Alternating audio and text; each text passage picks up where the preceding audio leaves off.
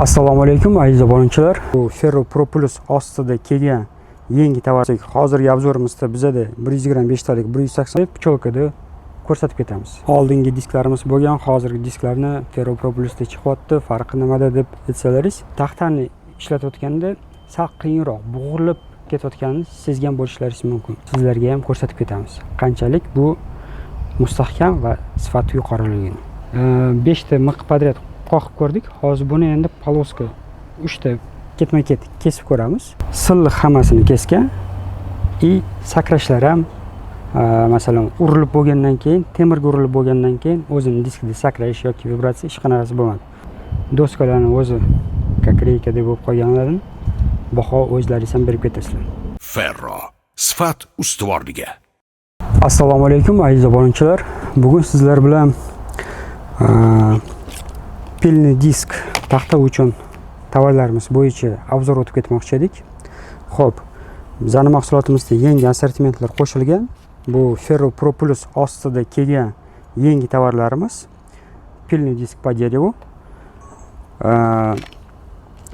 Assortiment etib ketadigan bo'lsak, hozirgi obzorimizda bizada 125 talik, 180 talik.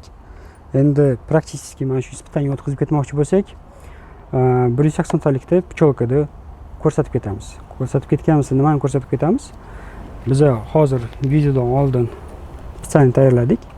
Doskaga 3,5 talik diametrda bo'lgan miqlarni qoqib chiqdik.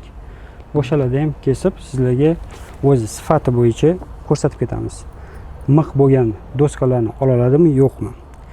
Xo'p, diskni o'zini aytadigan bo'lsak, oldingi disklarimiz bo'lgan, hozirgi disklarni Ferro Pro Plusda chiqyapti. Farqi nimada deb aytsalaringiz, farqi tishida. Tishida agar e'tibor beradigan bo'lsak, tishida o'zini karbidniy tishlari bo'ladi. Ularni biz sifatini ancha yaxshiladik. Yaxshiladik deganimizda nima? Karbidniy tishida masalan Kobusda ishlayotganda o'zlaringiz ham kim ishlagan bo'lsa, sezgan bo'lsalaringiz kerak. Bitta disklar, endi bizani imенно diskimiz bo'lish kerak emas. Boshqa disklar bilan solishtirganda ham ishlatayotganda, taxtani ishlatayotganda sal qiyinroq, bo'g'ilib ketayotganini sezgan bo'lishlaringiz mumkin. Yoki bir ma'lum vaqt qanaqadir o'tib bo'lgandan keyin ishlatganlaringizda tishlari sinib ketgan bo'lishi mumkin. Yoki o'sha formasini, o'sha geometriyasini yo'qotgan bo'lishi mumkin. Bu nima beradi bizga? Agar texnik tarafdan tushuntirib beradigan bo'lsak. Xo'p, bo'g'ilish taraflari bu o'zini tishida o'zini zatochkalari bo'ladi. Qancha zatochkasini to'g'rilab qiladigan bo'lsak, o'shanda bu silliq kesadi. Agar zatochka uglini ko'paytirib yuboradigan bo'lsak, bu silliq kesadi, lekin resurs bo'yicha ko'pga yetmaydi. Biz bu mahsulotni tanlashdan oldin ko'p испытаниялар o'tkazganmiz. Испытание o'tkazganimizda ham kim analizlarga ham berganmiz, tishlarini tekshirib olishga. Qanchalik o'zi mana shu karbidniy tishi kimический свойства bo'yicha mustahkam. Materiallarimiz sifatlidan olganmiz. Materiali okey edi. Kim endi mana shu pro ustalar tushunadigan bo'lsa, o'zlaringiz ham tushunib olishlaringiz mumkin. Zatochkalarni bir xil, har bitta tishida bir xil qilib zatochka qilishga harakat qilganmiz. O'zining komplektatsiyasida yana bizada shaybasi bo'ladi. O'zining teshik отверстияsi 22 talik plus yana shayba. Shayba nimaga? Masalan, picholka yoki boshqa instrumentlarga qo'ymoqchi bo'lsalaringiz, посадочный местasi har xil bo'lishi mumkin. O'shanga ham o'zida shaybasi ham bor. Xo'p, buni endi texnik jihatidan tushuntirib ketgan bo'lsam, endi teoriyasini tushuntirib ketgan bo'lsam, buni bitta ishlatib sizlarga ham ko'rsatib ketamiz. Qanchalik bu mustahkam va sifati yuqoriligini. Xo'p, doskani ham qotirib oldik. Doskaga miqlarni qoqib oldik. Ko'rishlaringiz mumkin, standartni o'zi doskada 5 ta miq podряд qoqib ko'rdik. Hozir buni endi poloska 3 ta ketma-ket kesib ko'ramiz. Sifatiga ham, kesganiga ham, o'zi tishlari qanaqa turganiga ham bitta baho beramiz.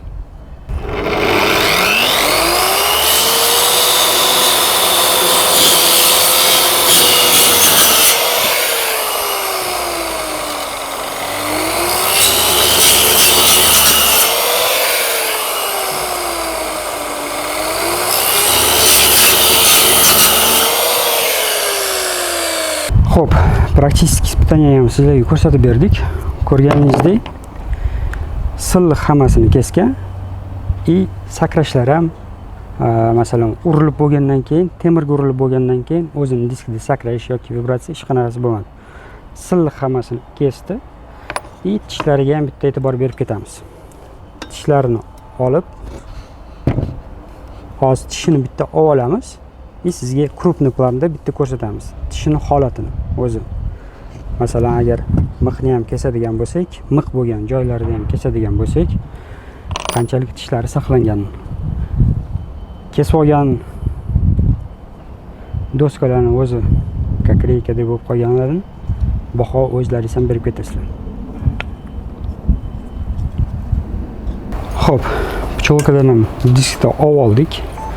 Endi krupniy plan bilan agar ko'rsatadigan bo'lsak, krupniy planda mana tishlarini e'tibor berishlaringiz mumkin.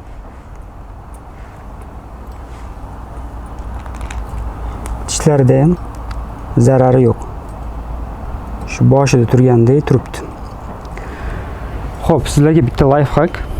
Shunaqa disklarni olayotganda o'zi kачество bo'yicha e'tibor berib olishga. Bu masalan bundoq zatochkaga qaraydiganlar bo'lsalaringiz, tishlari zatochkasi mamda ketadi. Tepadan qaraydigan bo'lsak, bitta tishi mamda chaqlangan bo'ladi, ikkinchi tishisi mamda chaqlangan bo'ladi. Bunisi ham silliq kesishga, mana shu birinchi olib olishiga kesayotganda o'sha ham yordam beradi.